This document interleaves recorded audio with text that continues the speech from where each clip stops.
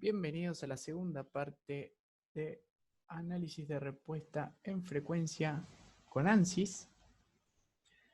En el video anterior habíamos hecho todo el setup de un análisis de respuesta en frecuencia, usando el modo de superposición, es decir, tomando en cuenta el análisis modal que habíamos hecho antes, ¿no? Y obtuvimos distintas soluciones para nuestro estado de carga y el barrido de frecuencia sinusoidal que realizamos. Entonces, en este video lo que vamos a hacer es analizar esos resultados y mirar a ver qué es lo que va pasando. Entonces, ¿qué vamos a hacer? Primero vamos a la respuesta en frecuencia. Si se fijan, ¿no? Cuando nosotros habíamos cargado acá, esta es la tensión normal en el eje X, es decir, que vamos a tener acá la amplitud máxima que vamos teniendo para el barrido de frecuencia en el eje X, ¿no? Y acá lo que vamos a tener es la respuesta en frecuencia, es decir, este es un diagrama de respuesta en frecuencia respecto de las tensiones. Esto es una escala logarítmica.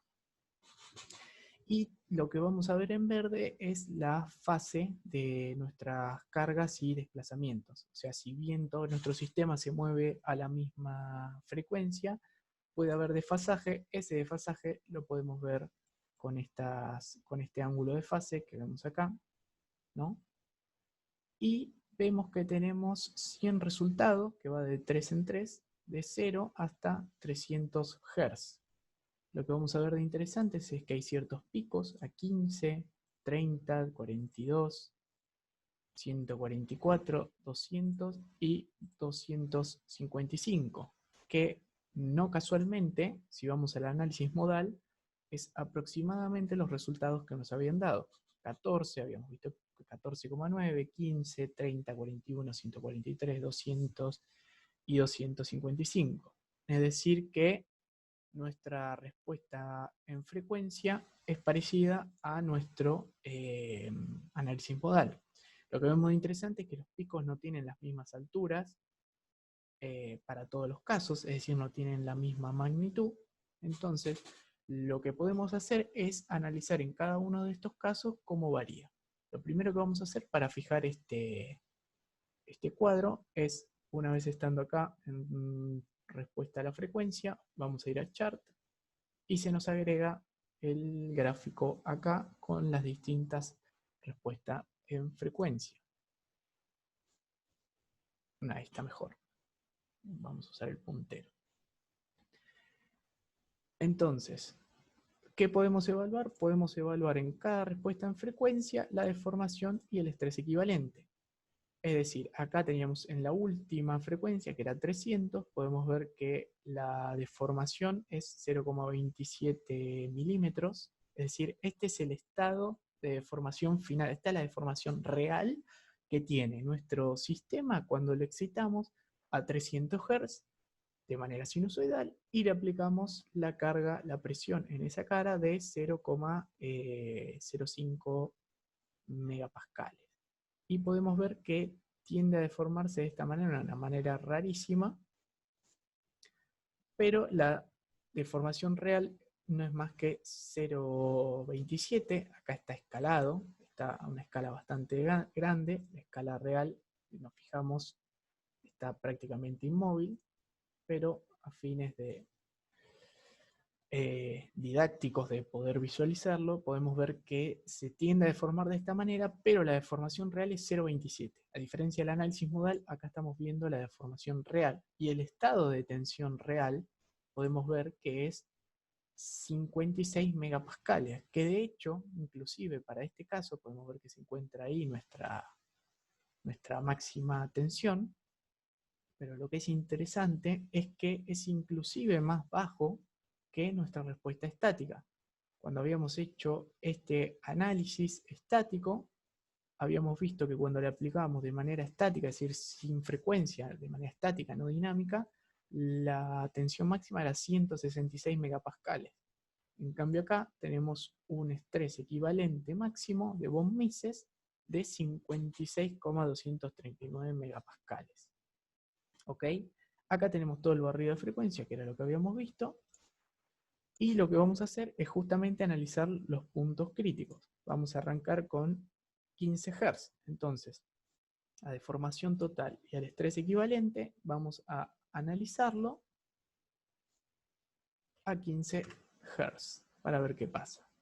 Le damos a Sol y vemos que la deformación total para 15 Hz es de 3 milímetros, se deforma en este sentido, y además vemos que la tensión es de 433 megapascales, lo cual excede nuestra tensión de fluencia, por lo tanto a esta frecuencia natural nuestro sistema falla, porque está muy por arriba de los 250 que tiene cargado este material. Así que podemos decir que si excitamos nuestra geometría a 15 Hz con esta presión, nuestro estado final de tensión es de 433, es decir, se pasa de la tensión de fluencia y por lo tanto falla. Podemos ir a la otra, que es de 30 Hz. A ver cómo varía. También lo que podemos hacer es cargar una solución para todos los estados, pero no queremos tener 100. O sea, si hacemos así y los cargamos, podemos tener los estados de deformación y tensión para todos los casos, pero son muchos, así que nos conviene mejor analizar los puntos críticos. Volviendo, cuando estamos a 30 Hz, tenemos un estrés equivalente máximo de 250 megapascales, ¿no? Que vemos que está ubicado ahí. 250,07, es decir, nuestro límite a la fluencia es de 250, es decir, que está en el límite. Podemos considerar un pequeño error y decir que se pasó, o sea que esta pieza no verifica. Además recuerden lo del mallado. No quiero estar repitiéndolo a cada rato, pero me parece que no está mal ir aclarando que nuestro mallado no es el mejor.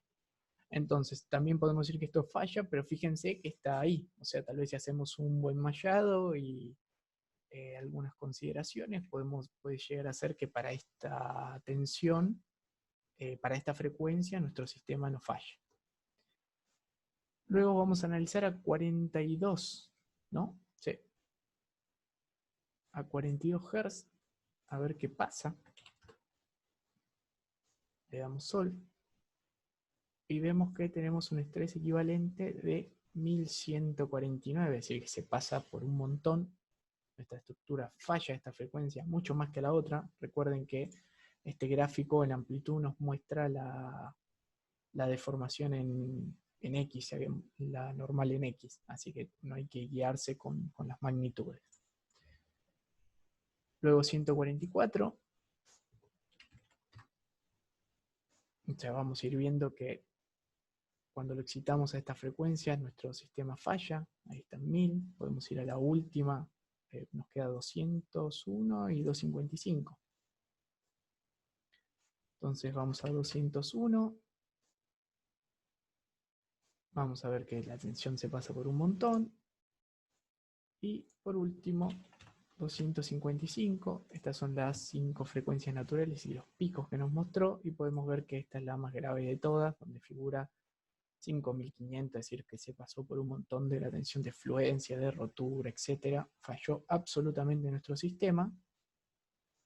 Pero también podemos ver que si, no sé, lo excitamos a 84, que es un nivel intermedio que está ahí, 84 Hz, vamos a ver que nuestra tensión de fluencia es de 30 megapascales, o sea, sigue siendo inclusive más bajo que cuando lo aplicamos de manera estática.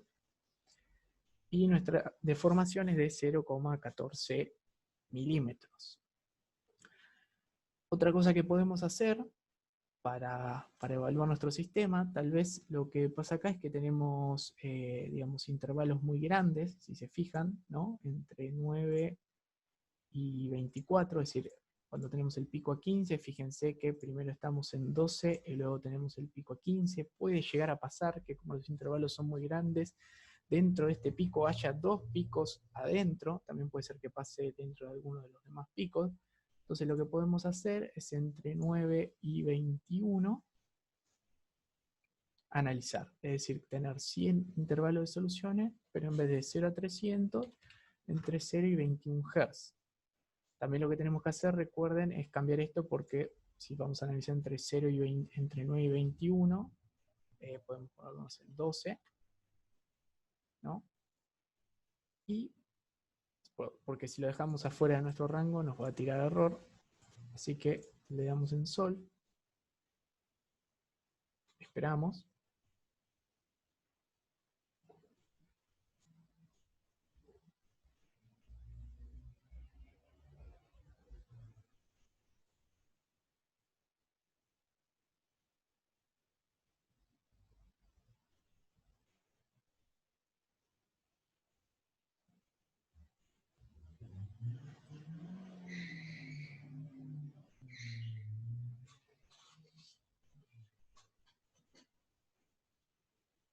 Ahí está. Entonces, ahora sí podemos ver que, fíjense cómo cambió. Habíamos hecho nuestro análisis de 0 a 21, no era de 9 a 21 que lo queríamos hacer, ¿no? Bueno, igualmente puede servir, si se fijan, lo que tenemos en realidad es un rango donde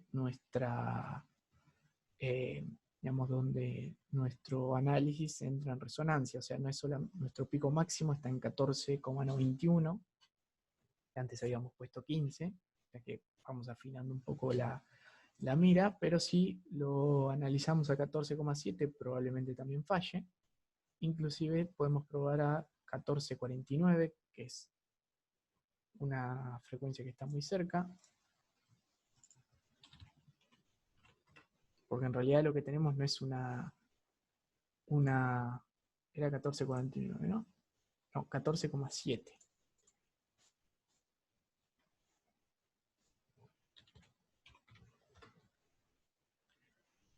Lo que tenemos no es una frecuencia a la que falla, sino que tenemos un rango donde falla. ¿Ven? Si se fijan acá, tenemos 84, está por debajo, es decir que a 14,7 todavía estamos bien, ve que recién a 14,91. Pero puede pasar que, no sé, podemos probar a 15,12.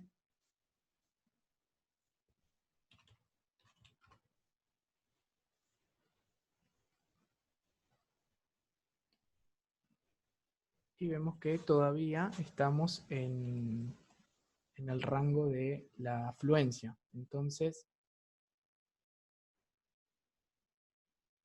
podemos decir que a esta, o sea, el pico lo tenemos en un rango muy chico, que va de, sabemos que en 14,7, 15,12 anda bien. En realidad, para una aplicación real podríamos, digamos, establecer un rango más grande, ¿no? Por ahí entre 14 y 15 decimos que por ahí conviene evitar, ¿no? Es un Hz nada más, pero podría pasar que sea un rango mucho más grande. Pero en nuestro caso vemos que no, que si lo aplicamos a 15,12, tenemos una tensión que está por debajo de la afluencia y una deformación de menos de 1 milímetro. Así que eso es todo. Con esto concluimos el ejercicio y nuestro análisis de respuesta en frecuencia. Si quieren saber más, pueden ir a la página de ANSYS, que está súper detallada, muestra las ecuaciones, cómo las toma, cómo las resuelve, qué toma en consideración, qué no, y qué otro tipo de análisis se pueden hacer. Esto, recuerden, es el primer paso para hacer análisis transitorios en lo que es la parte de dinámica, ¿no? Primero hicimos la parte modal simple, después la modal con un preestrés, después a ese preestrés le agregamos un análisis de respuesta armónica. Entonces lo que estamos viendo acá son deformaciones reales cuando excitamos nuestra estructura a estas cargas en determinada frecuencia. Ya está bastante más cerca de la realidad de lo que es un análisis dinámico que nos puede servir realmente para una aplicación práctica. Así que eso es todo por ahora. Hasta la próxima.